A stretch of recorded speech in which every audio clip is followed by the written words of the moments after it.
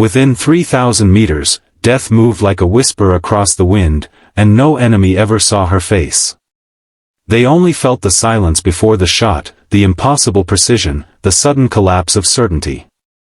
By the time fear reached their eyes, she was already gone, breathing slowly behind stone and shadow, her pulse softer than the mountain air.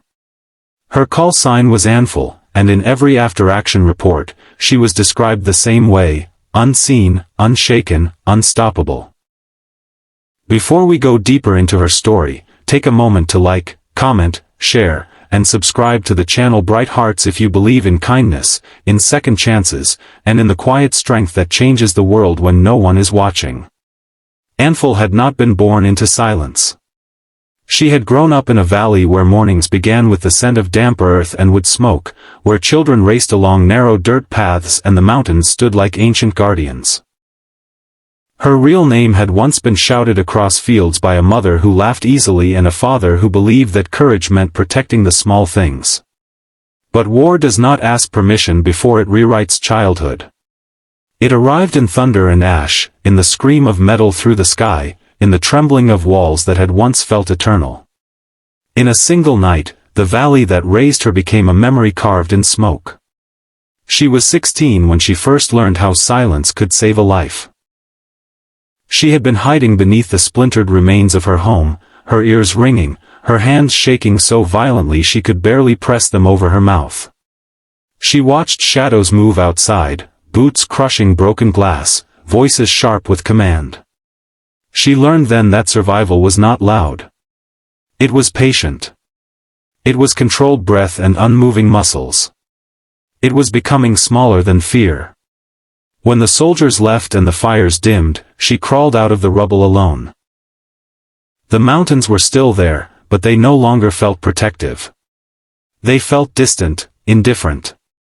Years. The call sign Anphal came from an old dialect in her region, meaning something close to the wind between stones.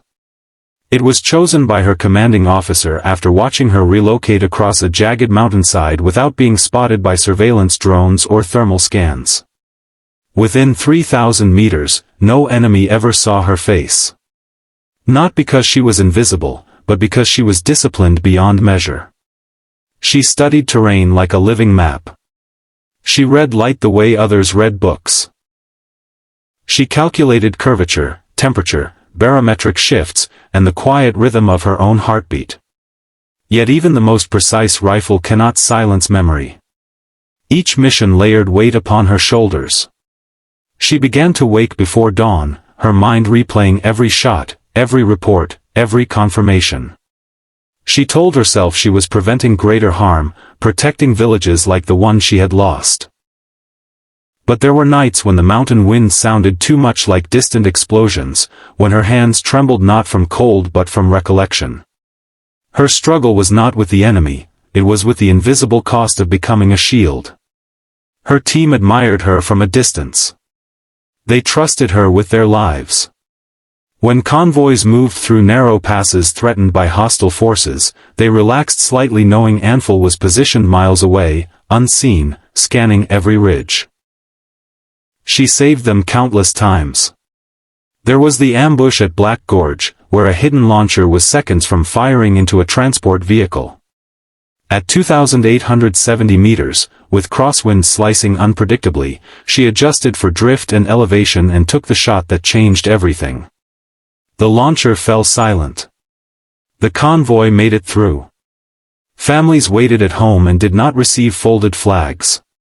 But heroism rarely feels heroic in the moment. After Black Gorge, she remained in position long after extraction was ordered.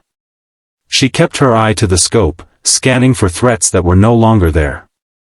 It was as if lowering the rifle would mean